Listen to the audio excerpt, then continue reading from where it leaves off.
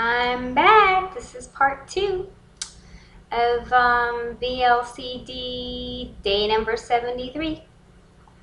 Anyways, I was talking about the beginning, my rocky start.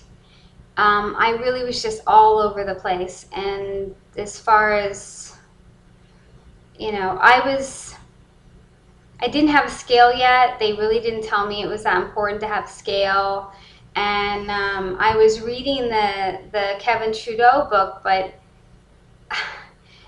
I just never finished it because the whole thing just seemed to be repeating over and over and over. I think the book could have been like 10 pages. But all right, I'm sorry if anybody's really a Kevin Trudeau fan. I don't have anything against him, but the book just seems like it was just extremely repetitive. Probably kind of like me. I know I'm repeating myself quite a bit. Anyways, so I was all over the place, repetitive, and I didn't have a scale, so I was pretty much like the first week, I was just eyeballing my proteins and vegetables. I think I was pretty on target, but I didn't know for sure. I was losing though. I was really losing. So obviously whatever I was doing was working for me. And again, to remind you guys, I never did load days. I never did any load day.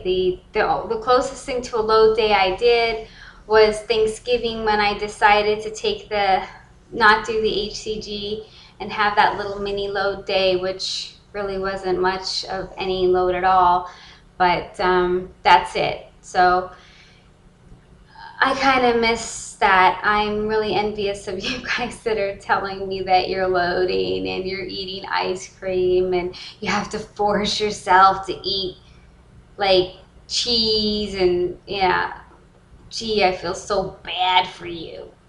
Not. Um, so that was my rocky beginning. And now I'm wondering, why did I lose weight then when I was eyeballing the amount of the vegetables and the proteins, and I was having the two fruits. I didn't have the crossinis, but I was having the two fruits. I was losing, and then it just seemed like I absolutely had to measure the food and be exact, and couldn't have any fruit and wouldn't dare have the crossinis. Anybody out there know? Because I don't. I thought, maybe like my food scale doesn't do like 0.0 whatever 5. And I heard when you make the crossinis yourself, which I've done, I've made the dough, I've made it for other people, again, other people, and they've eaten it.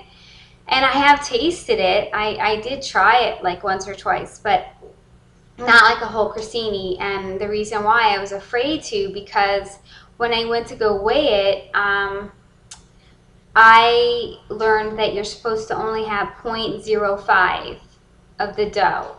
And I was just afraid because I didn't know what this stuff weighed, because my scale doesn't do that kind of thingamabob. So I don't know. Maybe I should just try to have crossinis and fruit. I would certainly love that, but I'm just afraid. So let me know, guys, what you think on that. And also, when I went to the store to look for crossinis, I found some at Fresh Market, and it freaked me out because there was a lot of added ingredients in there, and I thought, this can be right. And they were also 70 calories a stick, and I just thought, I don't think so.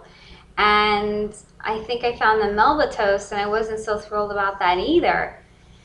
So at least when I made the dough for the crossinis, like I knew exactly what was going into it, which was so basic, you know. It was whole wheat flour and water and some yeast, and that's it. So, and then I also spiced it, but when I rolled it out, I spiced it.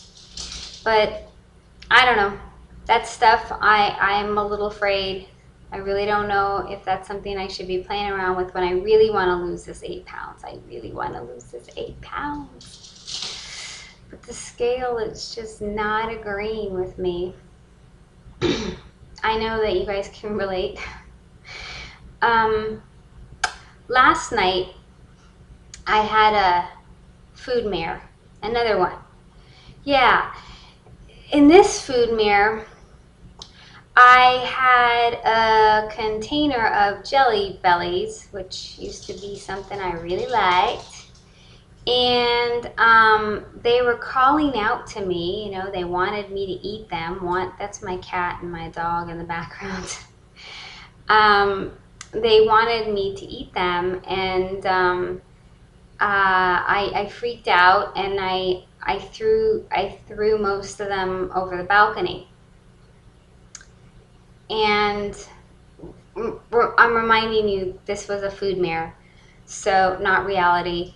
And so I threw them over the balcony, and then some strange guy that I guess is a neighbor showed up in my house, and he's like, there were Jelly Bellies, they were raining down on my balcony, and I'm right below you, and that's really dangerous. And I called CSI. Yeah, CSI Miami, right? And so these 2 CSI agents showed up, and they weren't like the pretty, like, you know, fashionable ones from CSI Miami. They were like 2 roly-poly butch women. And so they were like collecting evidence all over my house, and I was paranoid, and I still had some of the Jelly Bellies, and I had the receipt from buying the Jelly Bellies.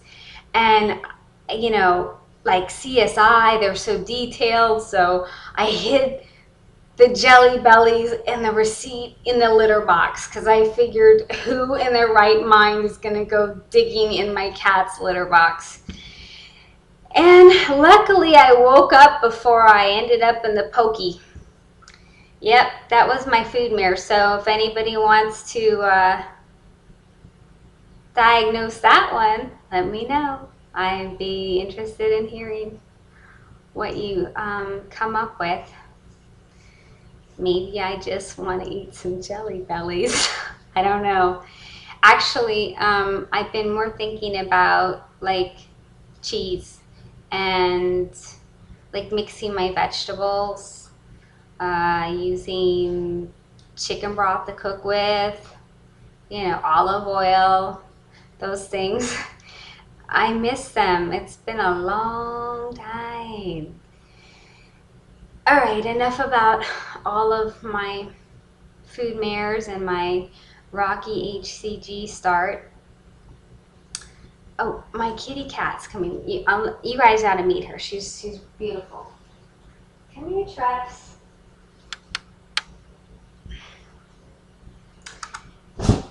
This is my kitty, Tiffany. I call her Truffles. She's a beautiful kitty cat. She's not fat. She's just fluffy, you know, plump. Anyways, that's my other baby. So anyways, I want to thank everybody again and again and again. Tortilla Tom, I would never laugh at you for going up on the scale. And yes, the cough drops were not a good idea. If I can't eat roastery chicken, you can't have cough drops. Jenny, I know I sent you a note, but I wanted to say again, you really looked beautiful in your last vlog. that color is really great on you. And Eileen, I keep saying